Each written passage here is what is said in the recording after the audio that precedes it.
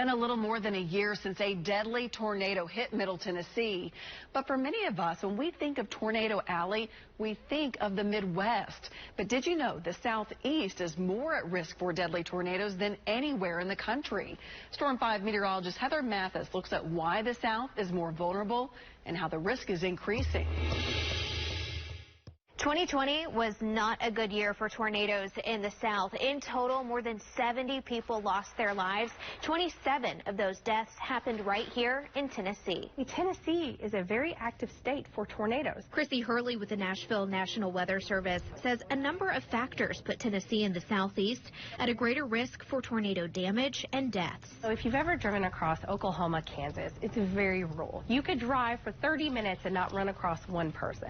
But here in Tennessee, it takes a lot of effort to drive for that long to not run into somebody. A denser population, even more trees in our landscape, mean tornadoes have more to destroy. And so when those tornadoes, even the small ones, touch down, we're more likely than not going to see some type of damage. Southern states also have more people living in mobile homes, and that adds a greater risk in severe weather. It's one of the worst places you can be. Storms are also very common here at night when most people are sleeping. Tennessee is the #1 state for nighttime tornadoes, and we're the #1 state for nighttime tornado fatalities. So it's ever more important to have multiple ways to have warning notifications that will wake you up so that way you can seek shelter immediately. As more people move to the volunteer state, the more vulnerable things are going to be. With an influx of people comes likely an influx of damage, tornado reports as well. In Nashville, Heather Mathis, News Channel 5. This is really interesting. When it comes to the number of tornadoes that happened in 2020, we saw the majority of them in the Southeast. Bria's back here. Yeah. We actually doubled the Midwest. Which I think is a big shock to a lot of folks when you really look at the numbers from this. Classic Tornado Alley is the Plain States, right? It's the Dakotas down to Texas. And I think most people think that that's where the bulk of our tornadoes happen. But that's not the case. Take a look at the numbers. Last year, the majority of the Plain States had around 20 to 30 confirmed tornadoes. Texas, much higher. It's also got a larger square footage. Well, now look at the Southeast.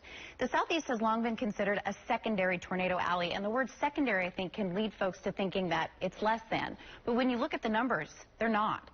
50, 75 confirmed tornadoes in Georgia last year, over 100 in Mississippi, and here in Tennessee, we had nearly 40 on the ground. So if you add that all up, across the Southeast last year, we had 590 confirmed tornadoes. Now compare that back to the Plains, the classic Tornado Alley, they had 238. So when you compare the Plains to the Southeast, 71% of the tornadoes happened in our area. 28% happened across the central part. And as Heather was telling you, it's not just the population density and the topography that has increased our risk for deadly and damaging tornadoes. It's also the frequency. Where we're at this year, that trend continues. So far, the Southeast has had over 300 tornadoes this year. The Plains haven't touched the 200 mark. So we continue to lead the country in tornado frequency. That's why it's so important to have a way to be prepared. So we've put together a section on our website at newschannel5.com/prepare. Tons of resources there to help you and your family to make a plan so that you can be well prepared the next time severe weather threatens.